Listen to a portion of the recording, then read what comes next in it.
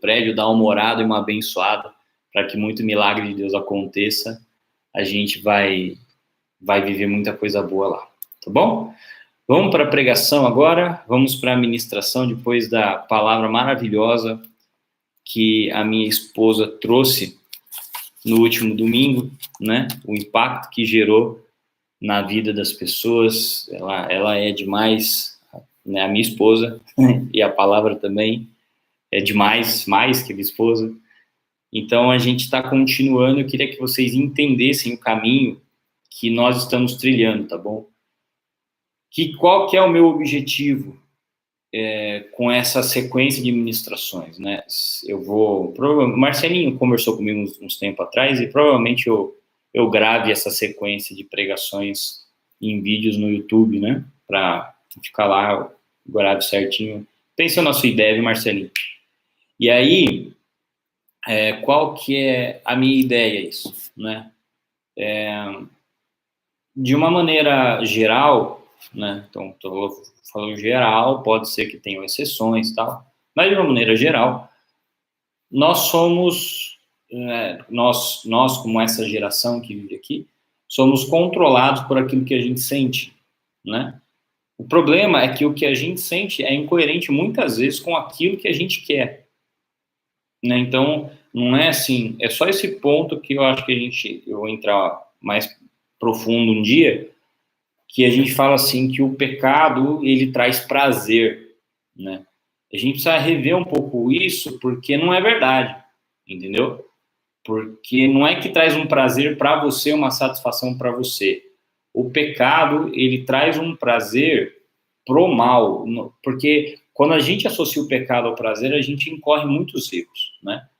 Então, mas de uma maneira geral, né? Então, quando alguém é dominado por aquilo que sente, essa pessoa vai sempre reagir, vai sempre viver, vai sempre ser guiada por esse sentimento. Isso é ruim? Não seria se os sentimentos eles fossem coerentes, estivessem alinhados como era no começo, né? Então, o que eu sinto é o que eu penso, é o que eu quero, é o que Deus fala que é bom e tá tudo bem, entendeu? Então, eu sou uma pessoa integral. Só que com o pecado, né, que nós vimos, houve uma distorção.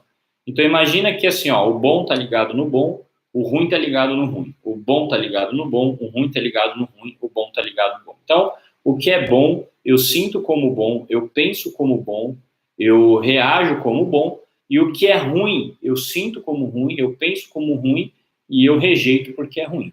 O que o pecado fez? Ele virou essa chave, ele fez isso aqui, ó. Entendeu? Dá para vocês verem um movimento 3D aqui, né? Ó.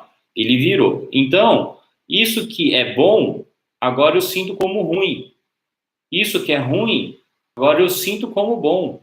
Entendeu? Isso que eu não quero, agora é o que eu acabo fazendo. Então, o pecado, ele distorceu. Ele distorceu, ele não criou. Tá bom? Ele distorceu. E aí, qual que é o problema? Quando a gente junta tudo isso, né, com a nossa fé, porque a gente tem por cultura ser muito bom em juntar as coisas, né? Então, você vê que aqui eu vi um cara falando na internet mesmo, ele falou assim, só aqui no Brasil que eu sou considerado branco, né? Ele é um cara... Ele é um cara meio que... Eu não sei dizer que cor que ele é, tipo um pardo claro, assim, ele é tipo assim, um pouco mais, a pele um pouco mais morena que a da Ellen, assim, né? A Ellen já foi bem morena, hoje ela tá meio desbotada, né, amor? Não toma muito sol, mas a gente vai corrigir isso. Muita praia, se Deus quiser, em nome de Jesus. E ele tava falando, é só no Brasil que eu sou considerado branco, né? Porque quando você vê o branco mesmo lá da Europa, o branco, ele é da cor dessa parede aqui. Entendeu? Quando você vê o preto da África, ele é preto mesmo, né? Ele é... E aqui no Brasil, a gente juntou tudo, né? Então, tem o branco europeu, o preto da África, tem o índio, tem o japonês, e aí a gente foi misturando, e a gente não tem uma raça, né? Assim, o brasileiro não é Tipo judeu, né? Judeu é uma raça. Você olha todo judeu, ele tem um padrão, assim. Você olha todo alemão tem um padrão, um japonês tem um padrão. Qual que é o padrão nosso brasileiro? O nosso padrão brasileiro é ser tudo misturado. Ser tudo misturado, né? Então, você vê o cara de pele bem morena, com cabelo liso, você vê um cara branco, com cabelo bem enrolado, aí você vê eu tenho um amigo que ele é japonês e, ao mesmo tempo, ele parece esses caiçara da praia, sabe? Tipo, ele é um japonês com a pele escura.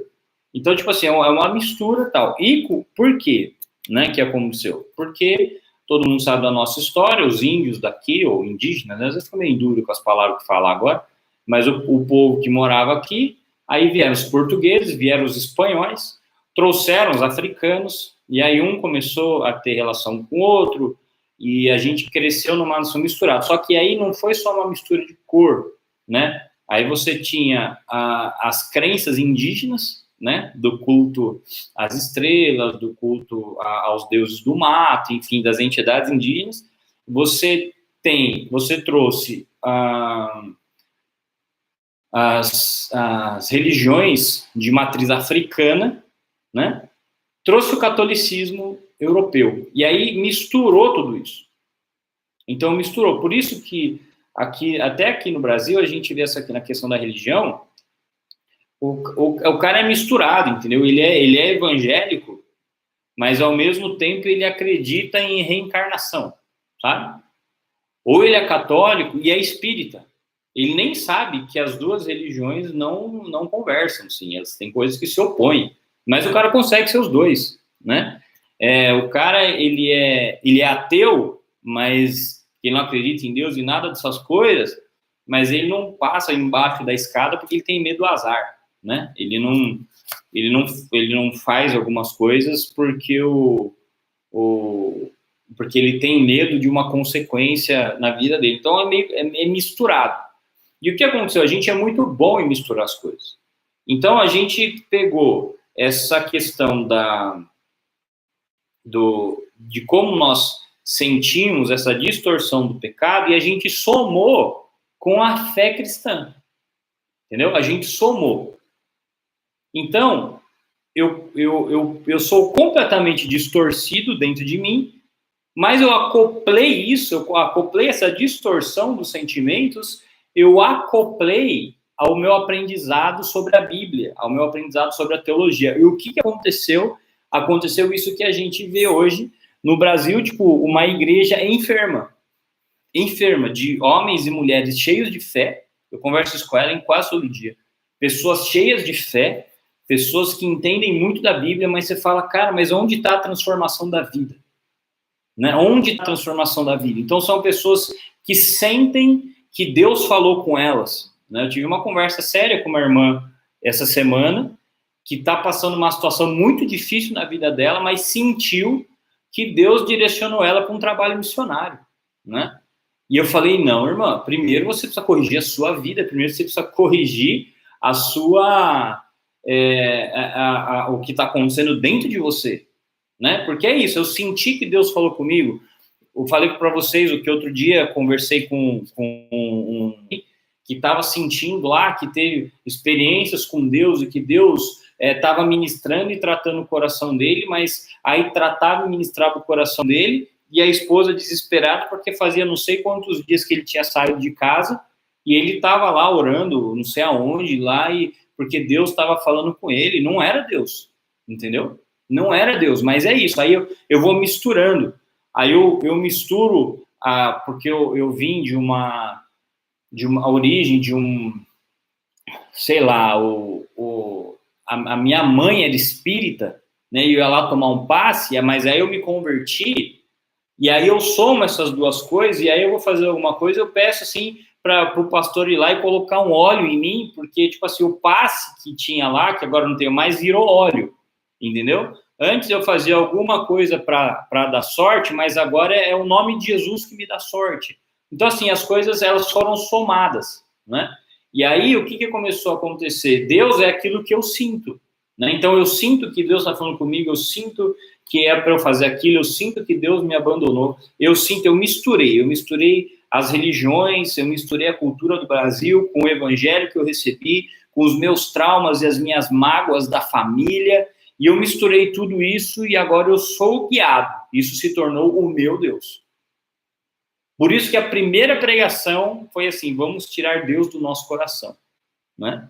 Talvez alguém que visse isso falasse, nossa, mas que heresia, porque Deus está dentro de nós, o Espírito está dentro de nós. Pois é, mas a gente vai tirar ele do nosso coração agora, entendeu? A gente vai colocar ele do lado de fora. E aí eu estabeleci, através daquele primeiro texto que a gente leu, o que Deus é, né? E que não importa o que eu sinta, é o que Deus é, que é o mais importante para a gente nesse momento.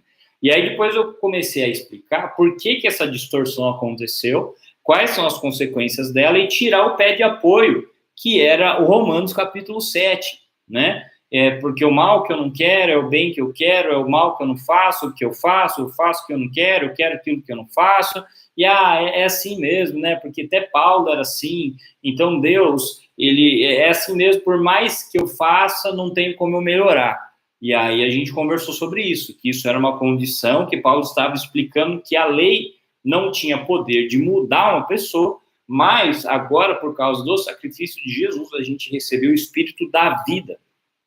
E aí a gente é liberto disso, porque o pessoal para no Romanos 7, não lê o Romanos 8, né? E um dos erros da Bíblia é você ler a Bíblia pedaço por pedaço, entendeu? Você quer compreender melhor o que o cara está falando, você vai ler Romanos inteiro, entendeu? Pega lá do 1 e lê até acho que é 13 ou 14, o último capítulo. Então você lê inteiro, porque senão você pega um pedaço de Romanos, aí você pega com 2 versículos de Salmos, e aí você lê um no Apocalipse, você pega cada um pedaço, você vai montar uma história na sua cabeça. Mas não é aquilo que a Bíblia está dizendo, né?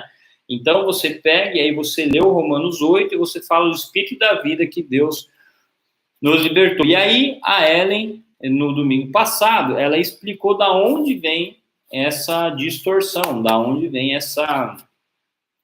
nós aprendemos isso. E aí que é um ponto importantíssimo da gente entender, né, que nós carregamos as culturas, nós carregamos os brasões, só vou falar todos os termos possíveis aqui, tá bom? Então, nós carregamos as culturas das nossas famílias, nós carregamos os brasões da nossa família, nós carregamos as maldições hereditárias da nossa família, porque nós aprendemos com a nossa família o que é vida. Só que qual que é o problema?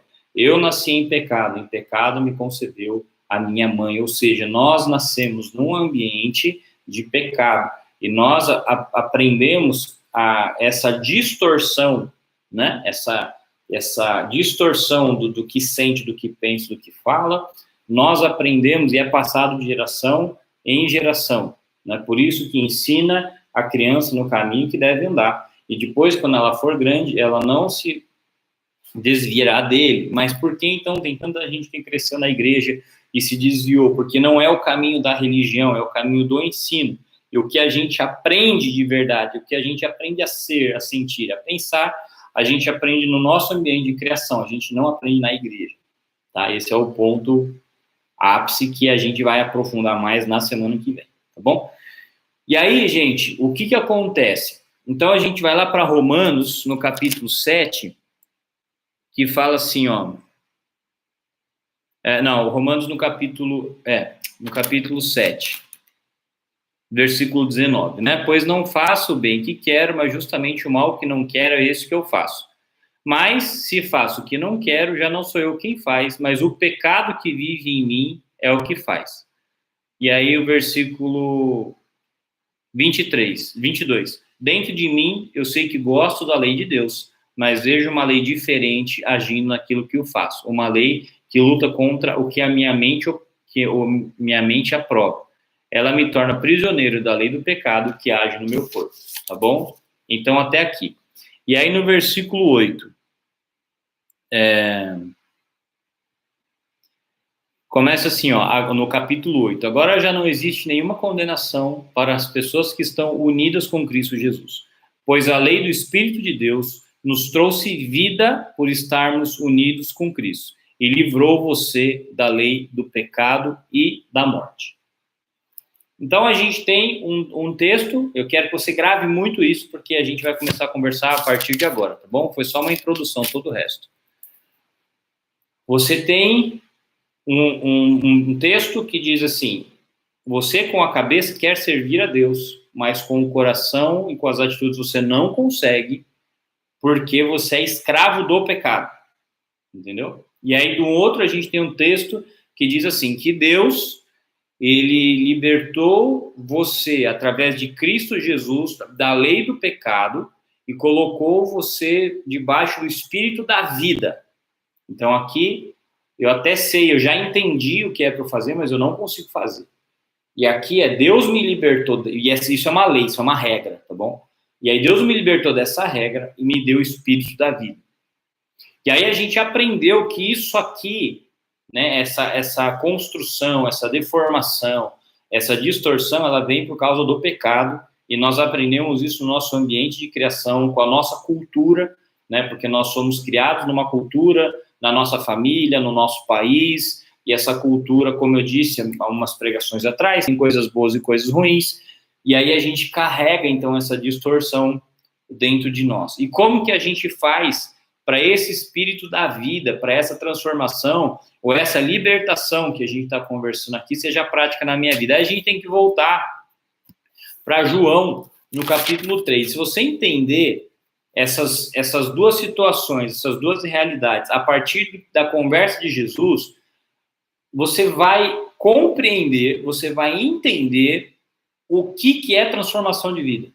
Entendeu? Então eu vou repetir. De um lado, Romanos 7, eu entendi. Você já entendeu? Se eu perguntar aqui, quem quer viver em santidade? Quem quer honrar a Deus? Quem quer ser honesto? Quem quer honrar sua esposa? Quem quer ser feliz no casamento? Quem quer ser um bom marido? Quem quer criar melhor seus filhos? Quem quer parar de, sei lá, de ser escravo da pornografia ou de algum vício? Todo mundo que tiver em uma dessas fileiras aí vai falar, eu quero, porque com a sua cabeça você já sabe que é o melhor. Então, eu não estou num processo de convencimento, eu não estou falando assim, olha, o que você faz é errado, pare de fazer. Não, você já sabe, tá bom? Então, eu vou para a pregação mais fácil, eu vou concordar com você para aquilo que você já sabe que é bom, mas você não consegue fazer, né? Você faz um pouquinho e aí para de fazer. Você começa e não termina. Ou quando começa a mudar, você abandona. Ou você faz e depois se arrepende porque fez. Então, tem isso. E do outro lado, tem um versículo que fala assim, olha, Jesus te libertou de tudo isso. Jesus te libertou. O Espírito da vida quebrou essa lei na sua vida, desse outro lado. E como a gente alcança esse outro lado, tá bom? João, tá dando para entender, gente? Deixa eu fazer só o teste da conexão, que esses dias foi bem ruim, né? Principalmente na célula. Só dá um oi para mim, para quem entrou aí, bom dia, Carolzinha, Camilinha, Bruna, a Fernanda, a Marina, outra Fernanda, que entrou aqui. Dá só um oi, só para eu testar a conexão aqui, gente. Tá rolando? Então, beleza. Muito obrigado. Então, João, no capítulo 3, diz assim, deixa eu falar uma coisa para vocês, que eu esqueci. Eu já comprei um computador novo, e eu vou, quando tiver transmissões ao vivo, que a gente for fazer aqui, eu vou colocar os slides, os versículos, eu vou fazer bem mais legal do que está sendo agora, tá bom? Eu tentei fazer isso algumas vezes, mas o que acontece? O meu computador ele é muito antigo, então ele não consegue rodar o programa que faz aparecer na tela, sabe? Aparece a tela, fica pequenininho aqui. Provavelmente o computador novo chega a semana que vem, então a gente não vai conseguir fazer o próximo culto também. Mas depois eu acho que eu consigo ajeitar e aí vou fazer bem legalzinho para dar para entender melhor, tá? Por enquanto vocês vão me acompanhando na raça aqui. João capítulo 3. Havia um fariseu chamado Nicodemos, que era líder dos judeus. Uma noite ele foi visitar Jesus e disse, Rabi, nós sabemos que o Senhor é o mestre que Deus enviou, pois ninguém pode fazer esses milagres se Deus não estiver com ele. Jesus respondeu, eu afirmo a você que isso é verdade, ninguém pode ver o reino de Deus se não nascer de novo. E Nicodemos perguntou, como é que um homem velho pode nascer de novo?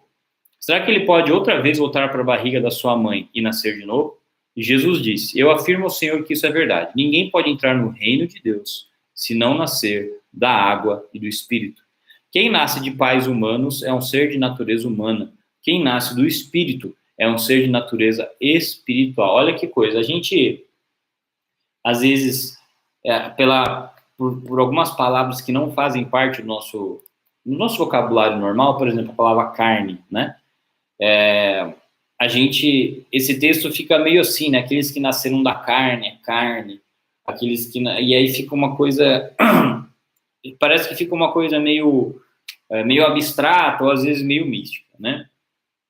E essa tradução aqui, ele falou assim, aquele que nasce de pais humanos é um ser de natureza humana. Entendeu? Jesus aqui, nessa versão de texto, a gente entende que não há nenhuma crítica, no sentido assim, a carne como se fosse aquele pecado, né? Aquela coisa que eu quero negar a minha carne. Não, aqui Jesus ele fala assim, ó, para você entrar no reino de Deus, você precisa nascer do Espírito e da água, né? Por quê? Quem nasce da natureza humana, quem nasce de pais e mães humanos, é de natureza humana. Ou seja, você herdou, ó, entendeu? Entendeu a sacada aqui? Você herdou dos seus pais essa natureza humana. E nessa natureza humana tem uma distorção. Entendeu? O que acontece? Tem essa...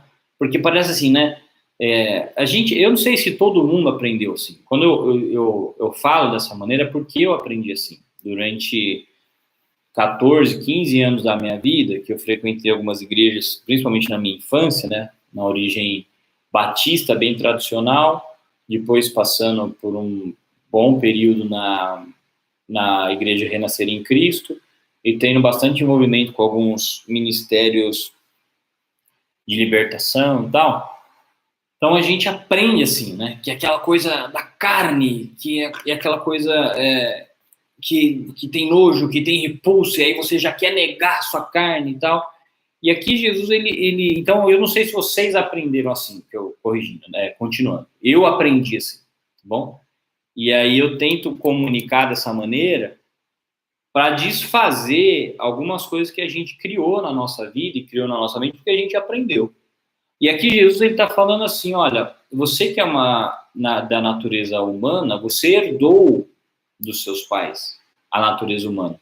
E o que tem nessa natureza humana? Ela tem uma distorção. O pecado, ele distorceu. E aí você não consegue entrar no reino de Deus se você continuar com essa distorção. Por quê? O que é o reino de Deus? Paz, alegria, amor, bondade, justiça, poder do Espírito Santo, benignidade, fidelidade, mansidão, domínio próprio, enfim. Você não consegue entrar aqui por quê?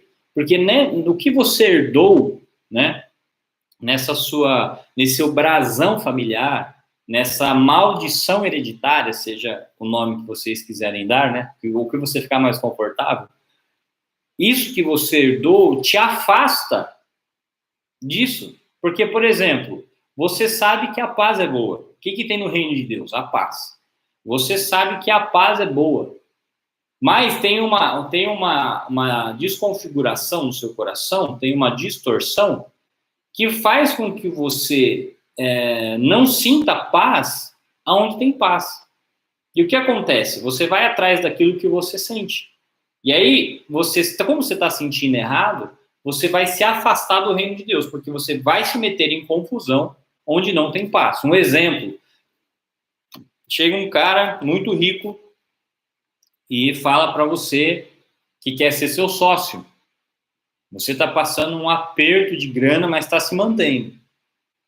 E aí você sente paz naquilo. Entendeu? Você fala, nossa, eu senti paz, só pode ser de Deus. Entendeu? Mas vamos pensar. Você está com um aperto de grana, você tem que trabalhar 15 horas por dia para se manter. Quando você escuta que um cara vai entrar com grana, qual que é a primeira coisa que você pensa? Eu não vou mais ter que pagar as dívidas. Irmãos, é óbvio que isso vai trazer paz. É óbvio que você vai sentir esse alívio, né? Você vai falar assim, nossa, o cara vai injetar aqui no meu negócio 50, 100 mil, eu já vou pagar todas essas parcelas aqui e depois vai. E aí o que acontece? Você vai lá, não, eu senti paz, Deus está aqui, eu senti paz, né? Aí você vai lá e fecha esse negócio com o cara. E o cara vai lá e injeta os 100 mil.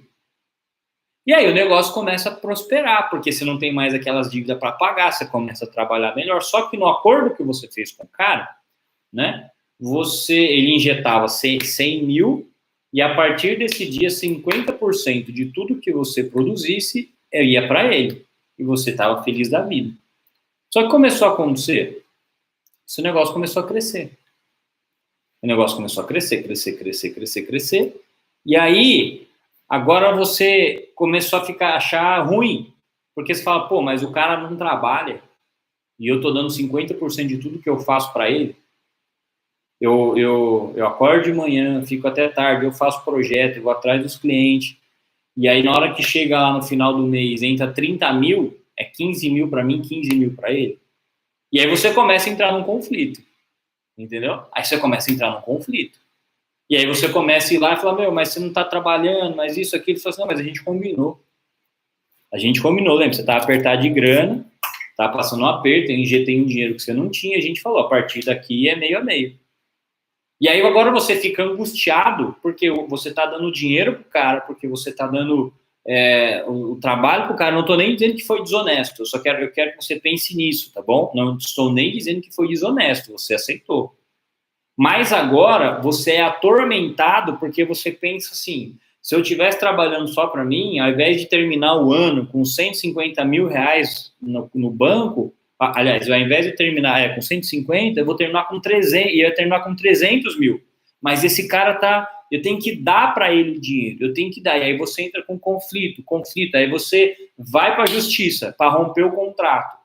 Entendeu? Aí entra no litígio, você fica angustiado. E aí, para você sair desse contrato, você tem que pagar uma fortuna pro cara. Aí você vai lá e paga essa fortuna porque você tá com raiva. Aí você volta ao estágio inicial e agora você tá devendo, tá sem o sócio, e agora você nem ganha mais o dinheiro que você ganhava, e agora você tem que trabalhar 20 horas por dia para conseguir só pagar as contas. Lembra que esse era o estágio original?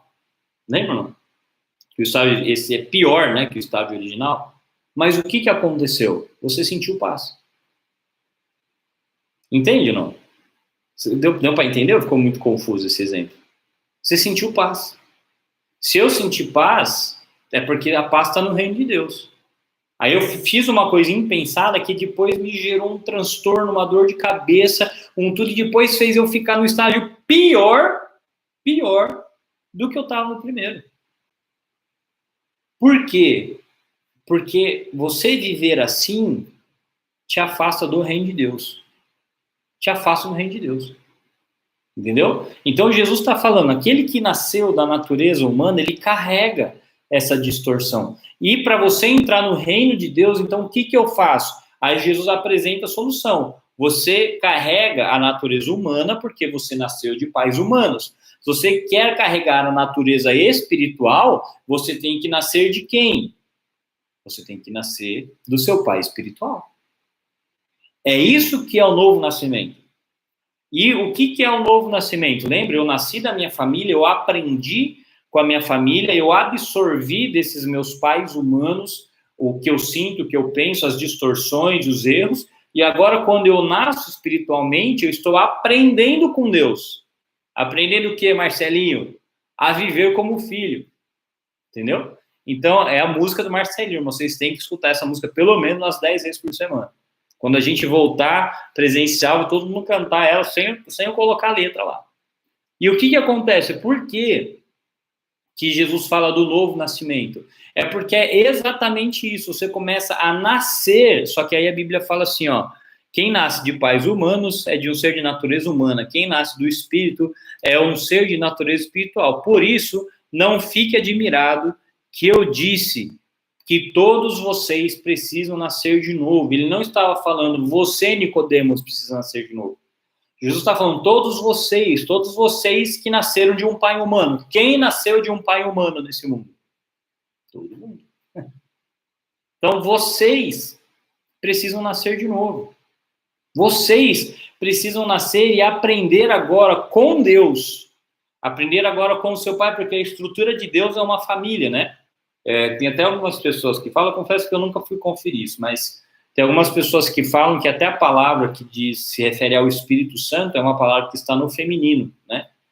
Então, Então é o Deus Pai, o Deus Espírito Santo, que é como se fizesse o papel da mãe, né, que trabalha internamente e trabalha na conexão entre o pai e o filho. É interessante isso. Então é uma estrutura de família, né? O pai, a mãe e o filho, Jesus. E aí o que acontece? Deus quer que sejamos filhos dele para que a gente entre nessa família, onde temos o pai como a referência, a direção e a proteção, a mãe que trabalha as questões internas, emocionais e relacionais, e nós como filhos que absorvemos do nosso pai e da nossa mãe a nossa maneira de viver, só que agora na nossa maneira espiritual. Espiritual. Entendeu? A gente parava a pensar na estrutura da família, né? Isso o pastor Alfredo, ele já foi bem enfático, ele já falou várias vezes, e eu acho isso extremamente importante. Provavelmente, eu já tenho conversado com a Ellen, a gente vai começar daqui a um tempinho trabalhar isso de uma maneira bem específica, mas quando você olha para o Pai, quando você olha para Deus, né? Pensa assim Deus no Antigo Testamento, né? Deus é aquela figura forte. Ele traz a direção, ele traz a proteção e ele traz a correção, né? Então, você está seguro, porque você tem um pai forte. Você tem um pai que é mais forte do que o pai dos seus amigos da escola, entendeu? E se tem algum problema, você vai chamar seu pai vai corrigir. Então, a figura do pai é a figura do homem, a figura do poder, a figura da proteção, a figura do suprimento. Tipo, você tá aqui, né? Você tá aqui. Não importa o tamanho do cachorro. O que importa é que o seu pai tá perto, né? Quando você tem um cachorro na rua e você fica com medo, quando seu pai tá perto, você não fica com medo. Por quê? Seu pai é maior que o cachorro. E aí a gente olha para o Novo Testamento e aí parece que há uma discrepância, porque no Novo Testamento parece que tudo é bom, né? Parece que Deus virou bonzinho. Então vamos pensar no Novo Testamento como a manifestação plena, e eu estou dando, gente, pelo amor de Deus, isso é um exemplo para a gente entender, tá bom? É só uma forma de explicar, de dar ideia. Não é que é assim, tá? É só para a gente entender. Então, no Novo Testamento, a gente vê aquela coisa meio que da graça, né? Que tipo, parece que Deus ficou bonzinho, Deus quer salvar todo mundo, tal. A gente percebe o que aquele aconchego, né? Que o Espírito Santo traz, que a mãe traz, que traz a conexão, né? Então é aquela coisa interna, aquela coisa de ser acolhido, de ser cuidado, de vem chorar no meu colo, tipo, eu tô com você, tá tudo bem, tipo, olha, o papai já vai chegar e já vai resolver, você quebrou seu brinquedo, o papai já vai chegar, já vai arrumar para você. Então, aquele acolhimento, né? Parece, se lê o Novo Testamento, parece se sentir abraçado, assim. E aí a gente vê tudo isso na figura de Jesus, né? Jesus é o filho desse pai que tem poder, que forte, que protege, que cuida, e é filho dessa mãe que tem suavidade, que tem leveza. E aí Jesus, você vê Jesus, ele era tudo, ele só não era um homem bonzinho e fraquinho e meio afeminado, como acontece hoje, entendeu? Ele não era. Jesus, ele enfrentava as pessoas, ele era ao mesmo tempo que ele era extremamente doce, ele era extremamente firme. E quando ele chegou no limite lá, que ele falou, isso aqui merece que vocês apanhem, ele pegou o chicote, ele fez o chicote, e foi lá e sentou na cara dos caras lá que estavam vendendo coisa no templo, chutou o templo, derrubou. Cadê aquele Jesus que, ai, tudo é sacrifício, né? Tudo é o negar a minha carne. Ai, porque eu não posso ficar com raiva, eu não posso sentir coisa ruim porque eu sou espiritual. Esse Jesus chegou lá e sentou o sarrafo nos caras, entendeu? É o Jesus que, não posso fazer nada para magoar as pessoas, porque a gente tem que preservar os relacionamentos acima de tudo. Esse Jesus chegou e falou assim, é o seguinte, todo mundo me abandonou. Vocês vão me abandonar agora ou vocês vão ficar comigo? Aí Pedro, não, para onde iremos? Tu és o Filho de Deus, só tu tens a palavra de vida eterna. E aí depois, esse mesmo Pedro fala assim, não, Jesus, você não vai se crucificar, imagina. E Jesus vira para esse Pedro e fala assim, arreda de mim, Satanás, porque você não tem parte com as coisas de Deus.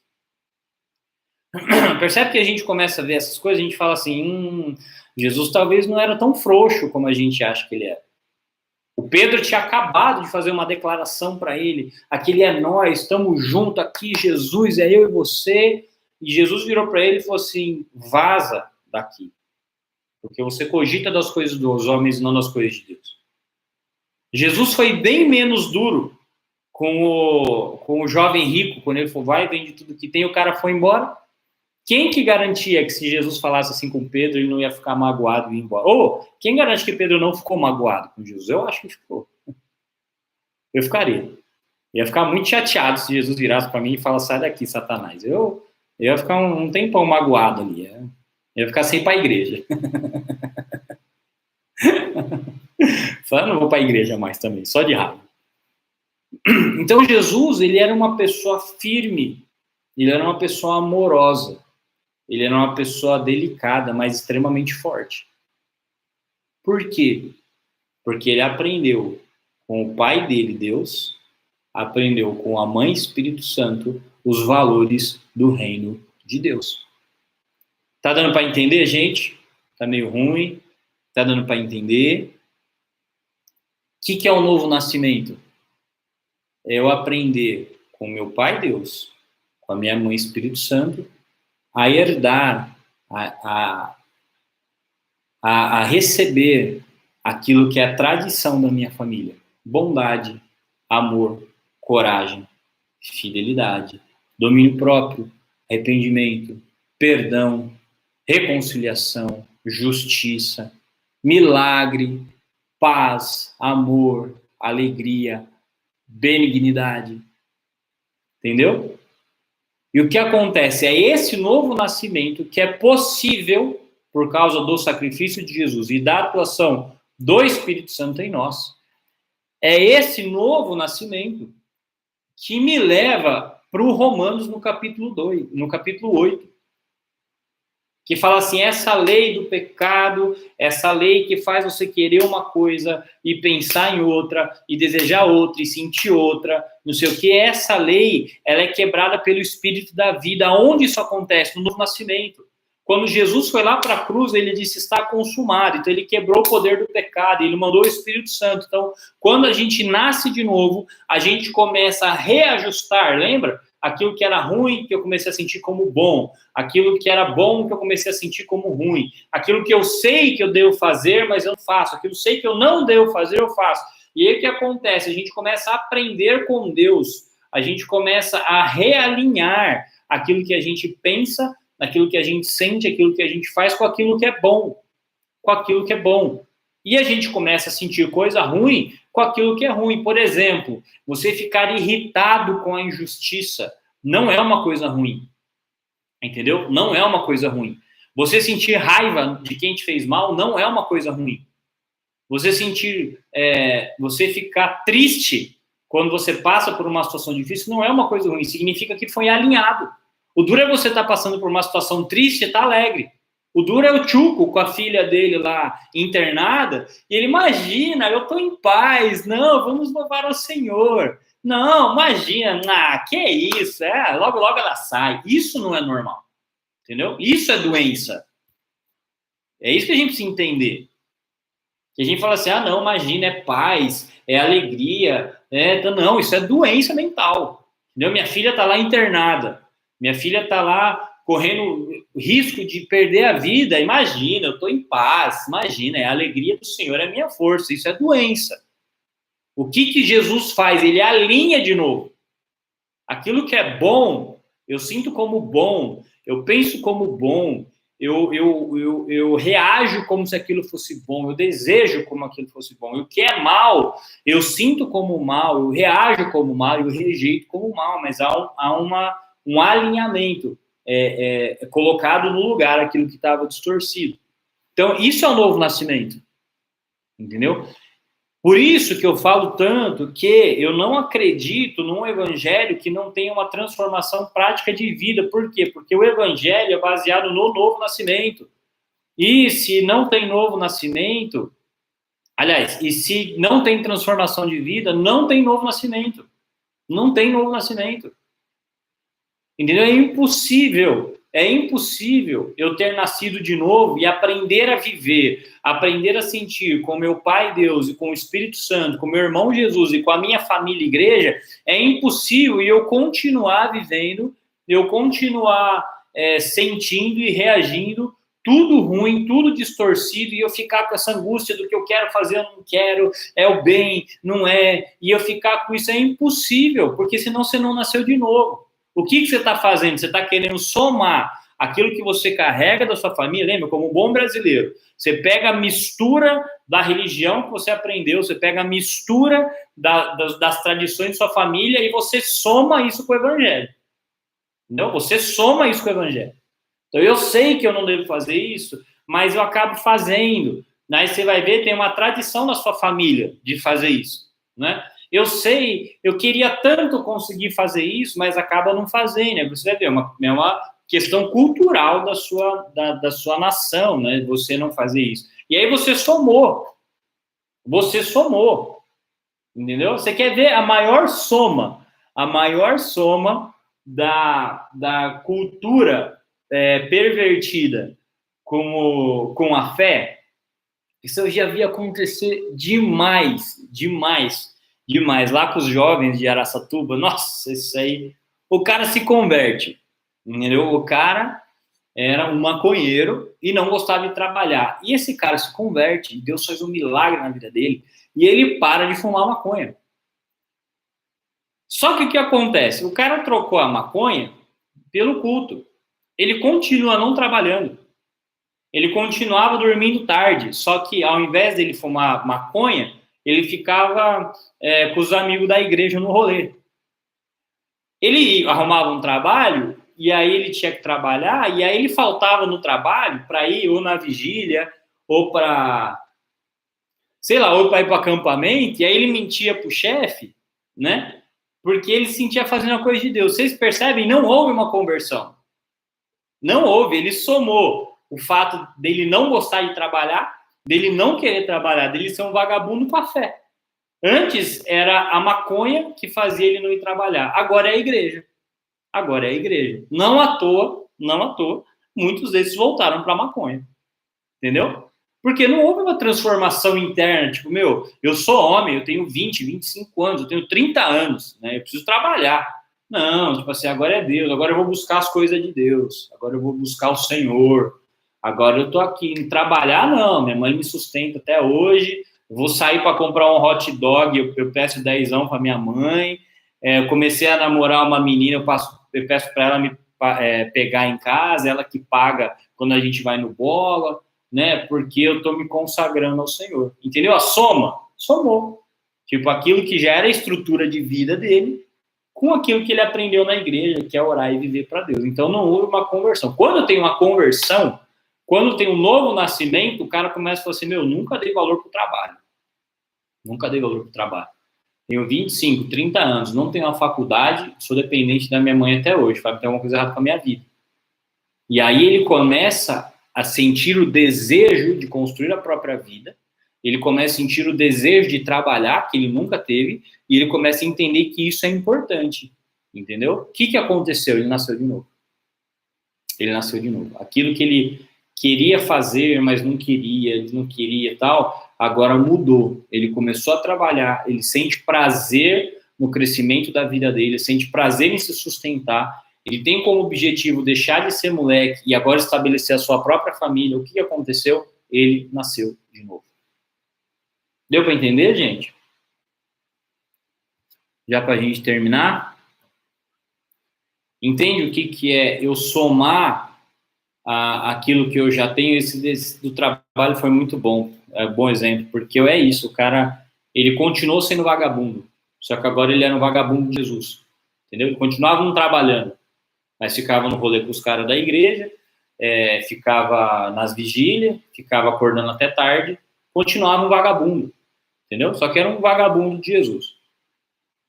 O cara, no novo nascimento, ele aprendeu com Deus o valor do trabalho.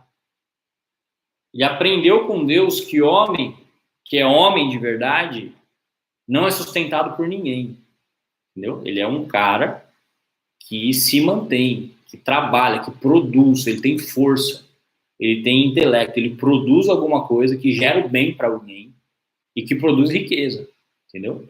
Essa é a base do trabalho, né? Você produzir uma riqueza, não só riqueza de dinheiro, mas uma riqueza de valor para alguém, para você e para a sociedade, né? E aí o cara, ele entende isso. Agora imagina esse novo nascimento no casamento, entendeu? O cara antes era um cara porque é grossão, eu sou homem, eu que mando, ficava no bar, mexia com as mulheres na rua, humilhava a esposa dentro de casa. Aí esse cara se converte, ele fala assim, cara, eu aprendi a ser um cara idiota, assim, eu aprendi a ser estúpido, eu aprendi a ficar no bar, a desvalorizar a mulher, eu aprendi a ser assim. E aí o cara começa a aprender com Deus, começa a ver Jesus conversando com as mulheres, com respeito, com carinho. Aí vê Jesus se apresentando primeiro para as mulheres. E aí você fala assim, meu, tem um significado muito, muito diferente nisso. Jesus respeitava as mulheres. E aí você vê, aí o cara ele começa a ver assim, que ele precisa aprender a respeitar a mulher dele.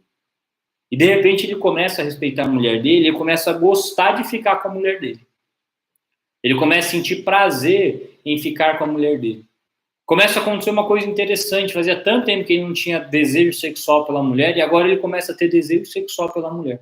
Ele ia viajar, sempre que ele ia viajar, precisava levar 4, 5 casais de amigos, porque senão a viagem não tinha graça. E de repente ele fala assim, vamos viajar só nós dois? Os meninos tão grandes, pode ficar na avó, vamos só nós dois? Vamos ficar uma semana na praia? Eu sempre falo de praia, porque eu adoro praia, né? Vamos ficar uma semana na fazenda, vamos ficar uma semana só nós? Vamos no nosso lugar da lua de mel? Aí aquele homem que era chucro, porque eu sou homem, porque homem é assim mesmo, porque homem olha pra mulher, porque mexe com as outras para mostrar pros caras que é macho, é aquele cara que começou a respeitar a esposa. É aquele cara que começou a gostar de ficar com a esposa. É aquele cara que começou a gostar de agradar a esposa. Esse cara nasceu de novo. Entende? Ele aprendeu com Deus, o Pai, como ser homem. Ele aprendeu que Deus, o Pai, respeita as mulheres. Ele aprendeu que Deus, o Pai, cuida dos filhos. O pai totalmente ausente, que não queria saber das crianças, eu estava no bar, estava jogando bola, começa a ficar em casa e cuidar dos filhos agora. Os filhos estão adorando, porque estão jogando videogame com o pai, jogando bola com o pai, soltando pipa com o pai. Por quê? Esse homem nasceu de novo. Uma mulher, né? Mulher que aprendeu que é chata, que mulher é complicada, que mulher tem que falar, e mimimi, tagarela, e fica enchendo o saco, e dando palpite de tudo, e só reclama, e joga tudo nas contas do marido. Uma mulher que não tem sabedoria, sabe que o cara lá se mata para ganhar R$2.000, R$2.500 no mês. A mulher vai lá e compra um sapato de R$1.000, e compra uma calça de R$900, e o cara tá sempre falando, meu, a gente tá apertado, mas eu parcelei, não sei o quê. De repente essa mulher, ela começa a aprender com o Espírito Santo, que é ser uma mulher, ela começa a ter sabedoria. Uma mulher que nunca teve, uma mulher que era sem noção, sabe? Que uma mulher que era perdida, aquela mulher que é feminista, aquela mulher que fala mesmo da vida dos outros, aquela mulher que sabe o que todo mundo tem que fazer, aquela mulher que dá pitaco em tudo, e de repente essa mulher, ela aprende a ter sabedoria.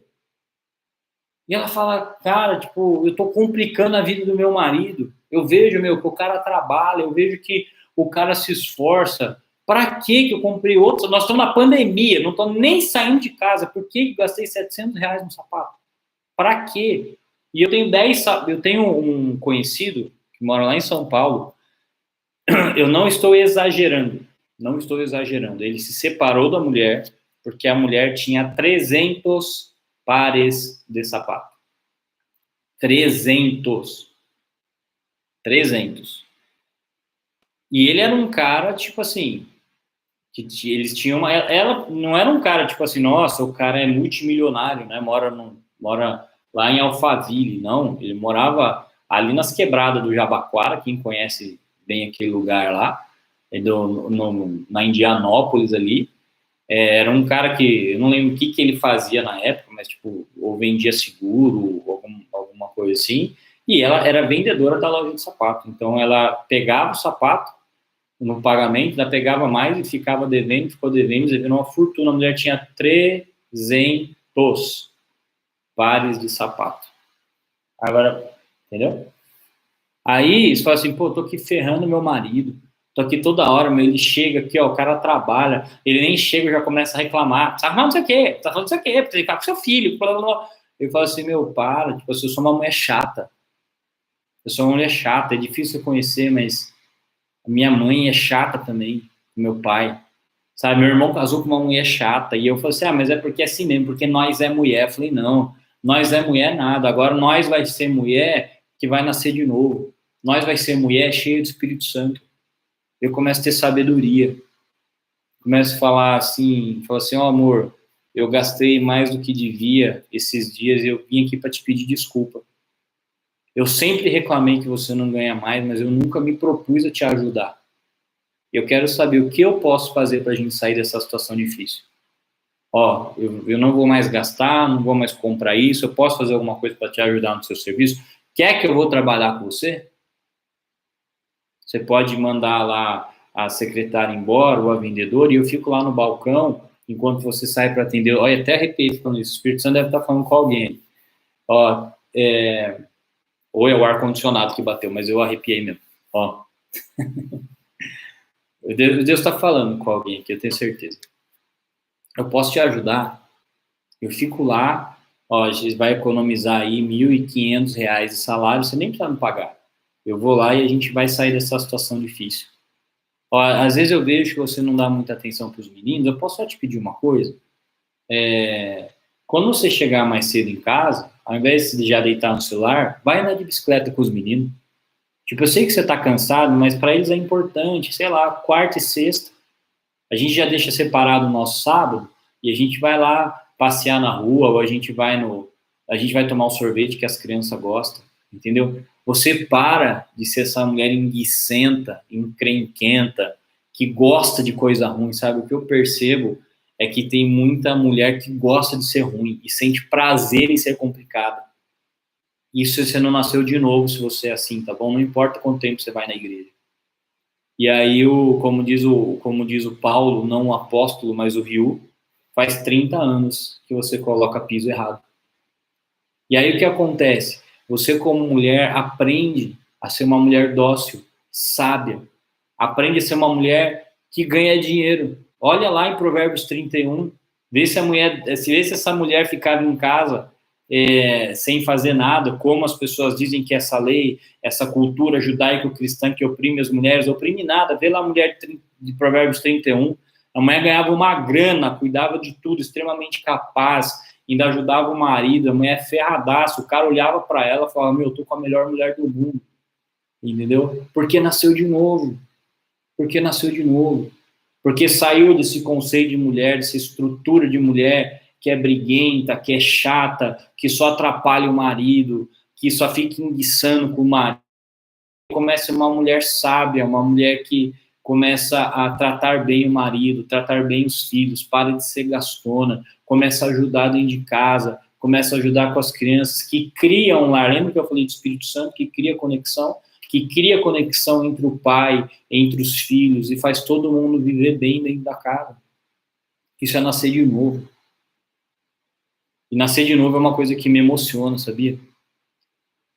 Me emociona porque quando você nasce de novo, você aprende a viver a vida de uma maneira diferente. Você aprende a viver como filho de Deus. Você deixa de ser o filho do João da Silva, da Arlete dos Santos, da Gabriela Martins, e você começa a ser um homem, uma mulher, filho do Deus vivo, gerado a partir do reino de Deus, gerado a partir da água e do Espírito. Você nasce de novo. Você começa a sentir diferente, você começa a pensar diferente, você começa a reagir diferente, você começa a ver o fruto na sua vida, entendeu?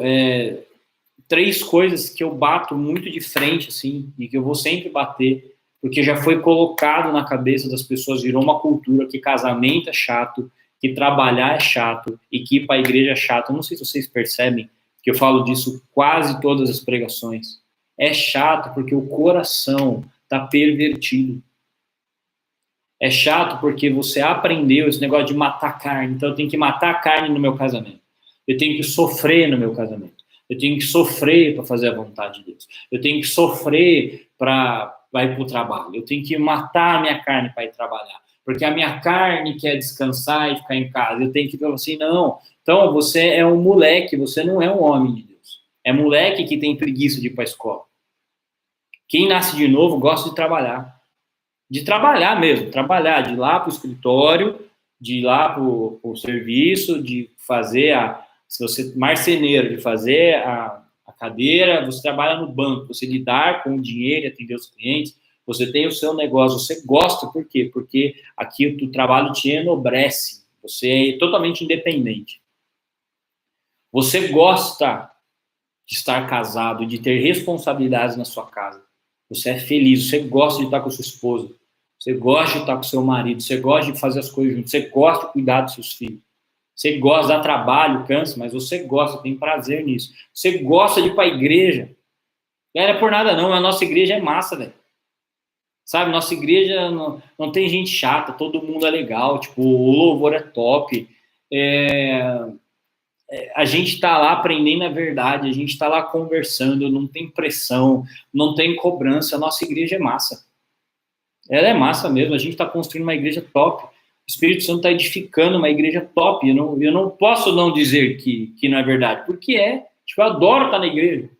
Adoro encontrar vocês. Eu falei para Ellen hoje, acordei meio resmungando. Falei, amor, eu não queria de verdade ter que pregar de novo lá no computador, para as pessoas tal. Tipo, eu queria estar no culto, cara. Os cultos estão massa. Tipo, olha o que está acontecendo nos louvores. A gente vê as pessoas, por mais que a gente não tenha aquele contato, aquele abraço ainda, né? Tá meio rápido, mas a gente tá lá, a gente tá se vendo. Mas beleza, é o que tem, eu achei mais prudente fazer isso, a gente fez. Mas a nossa igreja é massa, entendeu? O que a gente está construindo é massa. As pessoas estão felizes dentro da igreja. As pessoas estão felizes. Quem tá feliz na igreja aí, escreve aí, eu tô feliz. Entendeu? Mas você carrega aqui para a igreja que servir a Deus é chato, que é um peso, que é um sofrimento, que você precisa... é porque tem coisa errada. É porque provavelmente no seu coração existe um prazer muito grande, uma atração pelo mal e uma rejeição por aquilo que é bom. Entendeu? Porque se eu falar para você que ser honesto, você achar que é um peso. Se eu falar que para você você tem que tratar bem sua esposa, para isso é um peso. Se eu falar que a esposa tem que respeitar o marido, é um peso. Se eu falar que tem que trabalhar, é um peso. Se eu falar que tem que orar e ler a Bíblia, e tudo é um peso, é porque seu coração gosta do mal. Entendeu? É simples assim. Seu coração gosta do mal, você não se converteu e você está muito longe do reino de Deus. Você está muito, mas muito longe do reino de Deus. Você tá à beira de ir para o inferno. Entendeu? Mas a palavra fala que o Senhor está perto na boca e no coração. É só a gente confessar e se arrepender. Eu só estou te dando esse aviso, porque se tudo para você é um peso, trabalhar é um saco, viver é um saco, ser casado é um saco, ter filho é um saco, ter marido é um saco, ter esposa é um saco, ir para a igreja é um saco, orar é um saco, ler a Bíblia é um saco. Se tudo na sua vida é assim, meu irmão, você não nasceu de novo. Você tá inteiro em Romanos capítulo 7. O que eu quero fazer eu não quero, eu sinto prazer naquilo que faz mal, aquilo que eu sei que eu devo fazer, eu não tenho vontade, eu sou escravo mesmo, sou prisioneiro. Bem-vindo ao inferno, entendeu? Bem-vindo ao inferno. Porque você não precisa mais viver assim. Mas você precisa refletir sobre a sua vida. Você precisa refletir. Você não acha que é porque você está indo na igreja, ou porque você, sei lá, você canta, ou você toca, ou você arruma as cadeiras, você pode até pregar, às vezes você está assistindo aqui, você é de outra igreja, você pode até ser um líder, um pastor, cara, a porta do inferno está aberta lá, e você já está sentindo o calor dela, porque sua vida é um inferno aqui na terra, e não me venha com a desculpa que é o sofrimento por causa do reino de Deus, não é? Eu estou sofrendo porque eu estou matando a carne, não é não? Matar a carne é matar só coisa ruim. A gente tem que gravar isso na nossa cabeça, tatuar na testa. Matar a carne é matar coisa ruim, não é matar coisa boa. Entendeu? Se você está sofrendo para matar a carne, é porque você sente prazer no mal. Aí vai sofrer, porque aí gosta do mal. Aí Deus fala, não faça o mal, você vai sofrer porque você quer fazer. Entendeu, irmãos? Então, essa é a palavra de hoje aí. Espero que vocês tenham sido abençoados. E a bênção e o termômetro é você olhar para sua vida, e eu vou dar, assim, 3 parâmetros básicos, assim, para você, tá bom? Qual é o prazer que você tem, que você sente em orar, em ler a Bíblia e ir para a igreja? Esse é um parâmetro. Segundo, qual que é o prazer que você sente em ser marido ou esposa, né? Em ser casado, e em ser pai ou ser mãe. E o terceiro, qual é o prazer que você sente em trabalhar? Certo? Eu acho que são bons parâmetros. Estou falando mesmo de prazer, de satisfação. A gente fala, né? Escuta muito falar em matar carne, tem que se sacrificar, então tá bom. Então vamos medir agora o novo nascimento por 3 parâmetros, só para a gente começar, tá? Só para você ter alguma coisa para refletir. Você vai pensar assim, qual que é o nível de satisfação e de prazer que eu tenho no meu casamento? Qual que é o nível de satisfação e prazer que eu tenho no casamento da minha família, né? Com meus filhos e tal. Qual que é o nível de satisfação e prazer que eu tenho no meu trabalho? Qual que é o meu nível de satisfação e prazer em estar na igreja, em orar e em ler a Bíblia? Esse é um ótimo parâmetro. E aí você vai começar a descobrir se o seu coração está distorcido ou não, e o quão longe você está do que a Bíblia chama no reino de Deus. Por quê? Deus não chamou a gente para viver um inferno aqui na Terra, tá bom? Deus não chamou. Ah, mas e a pandemia? Pois é, Jesus disse que a gente ia ter aflição. Agora vamos perguntar uma coisa para você. O que a pandemia tem a ver com nascer de novo, não? Seu casamento já estava ruim antes da pandemia. O seu trabalho te reclamava antes da pandemia, entende? Que a gente fica muito nesse negócio de sofrimento por Deus e não tem nada a ver. Tem nada a ver. Você não está sofrendo por Deus no seu casamento. Não. Você está sofrendo porque a construção do seu casamento é errada, você é egoísta e provavelmente o seu marido, sua esposa também são, vocês vivem brigando, e aí vocês vivem um inferno, mas não tem nada a ver com isso. Não é um sofrimento que Deus falou assim, olha, eu quero que vocês passem. E Jesus falou, ó, vai ter aflição, é isso. É isso.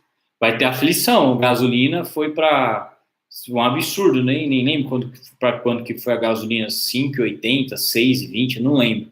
Isso é um absurdo. Como? Eu ganho R$ 2.000 e eu trabalho com carro. Como que eu vou pagar uma gasolina vai de 4 e pouco para 6 e cacetada? Como? Entendeu? É isso. Como que a gente tem não sei qual o lado que você está da história, tá bom? Mas como que a gente tem um país que o STF fala uma coisa, o presidente fala outra, os governadores falam outra, os ministros falam outra, e a cidade falou, isso está fadado a dar errado, tá bom? Está fadado. A Bíblia fala assim, que o reino que luta contra si mesmo acabará sendo destruído. O que está acontecendo aqui no Brasil? Então, isso não tem a ver, isso é o que a Bíblia diz que a gente passaria por aflição, porque o mundo jaz no maligno, e a gente vai sofrer por causa disso, tá bom? Agora, não use isso como desculpa, para você falar que está sofrendo por Deus, porque você não nasceu de novo, porque você está matando a sua carne, porque não tem nada a ver. Então, meu convite para você nessa manhã é refletir sobre isso. Você quer ter um parâmetro do que é novo nascimento? O novo nascimento não é a capacidade que você tem de se segurar para não fazer o mal, né? O novo nascimento é a capacidade que você tem de sentir prazer naquilo que é bom, naquilo que é bom. E se você quer viver Romanos no capítulo 8, você tem que entender o que Jesus falou em João capítulo 3. Necessário é nascer de novo. Amém, irmãos? Posso escutar um amém? E é para aplaudir de pé, igreja. Foi bênção para vocês? Vocês entenderam? Ficou clara a pregação? E eu vou pedir para os irmãos não deixarem de entregar os seus dízimos, as suas ofertas e as suas primícias, por favor, tá bom? Ainda mais agora nessa fase de mudança, que os gastos são sempre maiores. Eu peço que os irmãos estejam fazendo a transferência para a conta da igreja. Se alguém preferir, se for dinheiro, né, ou cheque, preferir que eu, Vitão, vá buscar, é só me mandar uma mensagem, ou para o Vitão, tá bom, que a gente vai buscar, mas estejam entregando seus dízimos, as suas ofertas e as suas primícias, para a gente poder passar por esse momento, e que Jesus também proteja e abençoe a vida particular de cada um, para que tenhamos o nosso sustento, para que a gente consiga passar por isso. Amém?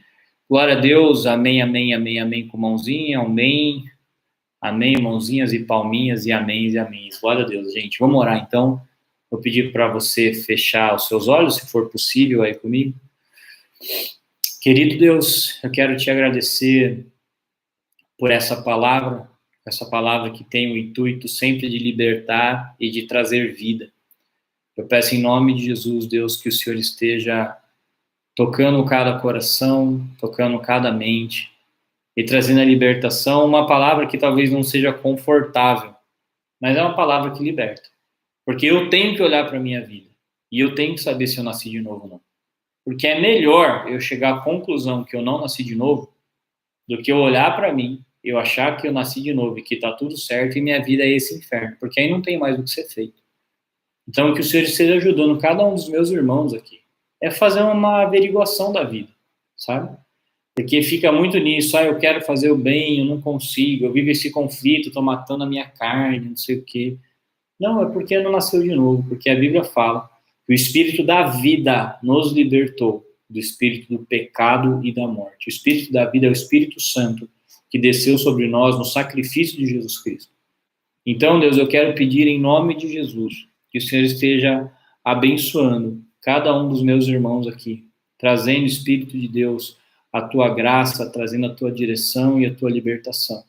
Eu peço que o Senhor esteja conduzindo cada um ao novo nascimento para aprender contigo e para aprender com a família, né, com a família, a igreja espiritual, aquilo que nós somos, e deixarmos as hereditariedades e as maldições familiares e a gente começar a absorver a nova cultura, o novo pensamento do reino de Deus em nome de Jesus Cristo.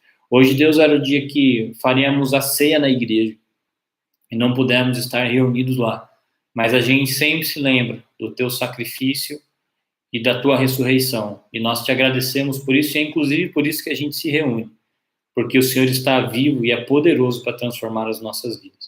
O Senhor seja abençoando a vida de cada um, abençoe meus irmãos aqui, que eles tenham o teu poder e a tua graça na vida deles, para que eles tenham uma vida de vitória e de poder, em nome de Jesus. Amém. Em nome de Jesus. Amém. Beleza, gente? Então, no próximo domingo a gente não vai ter culto. Por favor, não esqueça de entregar o seu dízimo, sua oferta, sua primícia desse mês, tá bom? Manda lá na conta da igreja ou manda mensagem para mim e para o Vitão. E a gente está no processo de mudança. Então, eu vou precisar da força dos irmãos também para carregar a cadeira. Os irmãos tiverem caminhonete, para se dispor lá a gente fazer a mudança e gastar o menos possível no transporte das coisas e na manutenção do prédio lá, tá bom? Um beijo, gente, um bom dia, um bom domingo para todo mundo. Vou desligar aqui no YouTube.